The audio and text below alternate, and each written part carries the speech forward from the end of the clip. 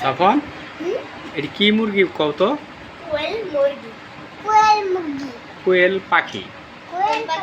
হ্যাঁ কোয়েল পাখি বলবা। হ্যাঁ এনে কয়টা বলো তো দেখি? হ্যাঁ চারটা। গণ তো বলো। এক দুই তিন চার। এই হলো চারটা পাখি, কোয়েল পাখি। বলো কোয়েল পাখি চারটা পাখি।